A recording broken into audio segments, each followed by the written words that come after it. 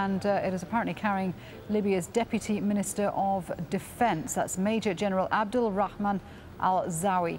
Let's speak to Ayman Mohyeddin. Ayman, still a lot of confusion surrounding this plane. What more do you know? Well, surely at this stage, very little information as to who the Deputy Defense Minister is actually meeting with. He may be holding a series of meetings, both with the senior leadership of the Egyptian Supreme Council of the Armed Forces, which is essentially the body that is now running Egypt's daily affairs, and could perhaps be meeting later with senior members of the League of Arab States. No confirmation yet from either side, the Egyptian side or the League of Arab States, as to whether or not that meeting is going to take place. What we do know is that at about 1 p.m. local time, a private jet carrying the Deputy Defense Minister, who is also a high-ranking general, arrived in Egypt. He was quickly whisked away with his assistant to a series of meetings that we don't know yet. We don't know whether or not he was actually coming with any specific message from the Libyan leadership or coming involved in some kind of consultation ahead of the League of Arab States emergency session scheduled to take place on Saturday. And at that emergency session, the Arab League are expected to call for a no-fly zone in Libya. What has the Arab League been saying about the situation in Libya? Well, it has been one of the options floated around now by the League of Arab States. You know, since the beginning of Libya's uprising, the League of Arab States, in the eyes of many, has been a little bit slow, perhaps not as far-reaching as some other international organizations in its condemnation and the measures it has taken by its body against the Libyan government. You know, the League of Arab States has suspended the participation of any Libyan delegation either at the ambassadorial level or at the ministry level, the foreign ministry level.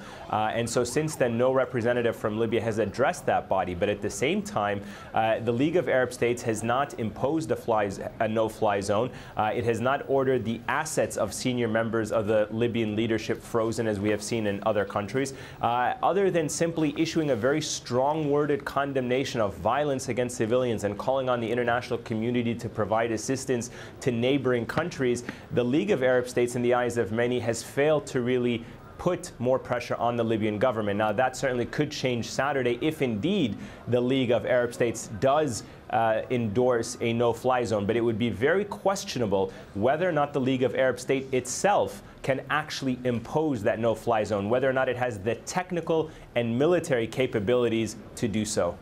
OK, Ayman, thanks very much indeed. Ayman Mohyeddin in Cairo there.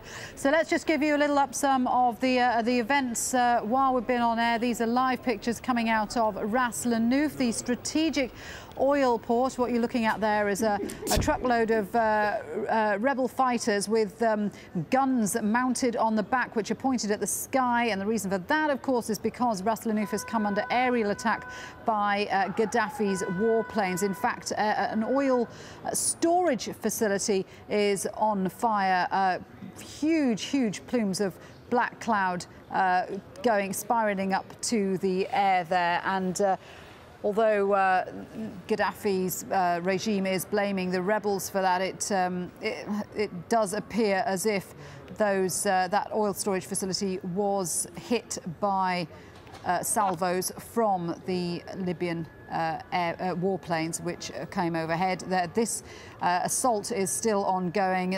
Periodically, there are huge rounds of artillery fire, both from the ground, from the air. So this situation very much ongoing in Ras Lanuf. Well, clearly a lot of things happening and a lot of things to catch up with this news hour. Do stay with us. And I'm Nazanin Bashiri in Tunis as the RCD, the party that helped Ben Ali rule for 23 years, is dissolved.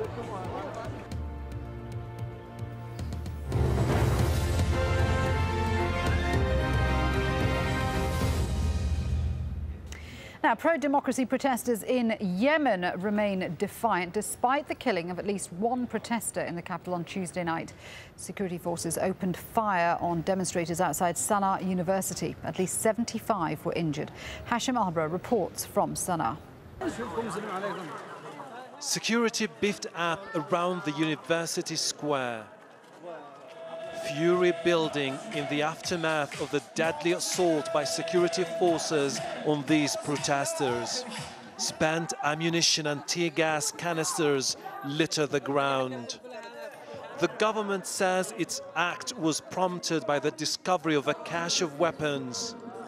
Allegations dismissed by the students who erected tents in this square, which has become the epicenter of the pro-democracy movement. It was organized crime. Groups of security forces came from all directions and armed soldiers were positioned on the roofs of buildings. They started firing on us. It was followed by volleys of shots. It's a crime against humanity. Violence is spreading across the country. In the province of Dhamar, a President Saleh stronghold, loyalists are seen here attacking the protesters despite the presence of security forces. Government pledges to stop the violence failed to deter loyalists armed with weapons, batons and daggers, spreading fear across the country.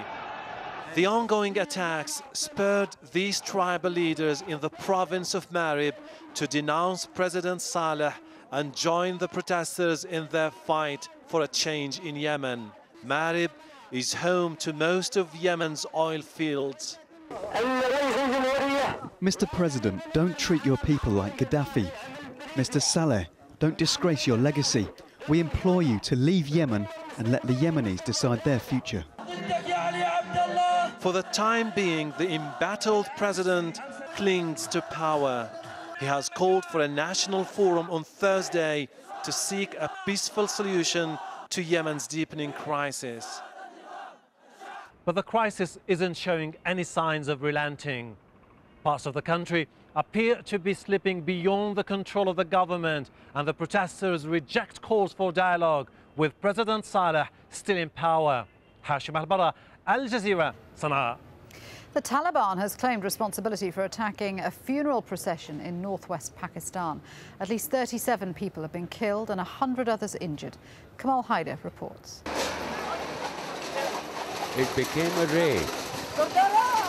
race to save the lives of those caught by the bomb's deadly blast. The victims had been taking part in a funeral procession. Now it was a procession of wounded to hospital. Some would live, but many would die. This attack was cruel even by Pakistani standards.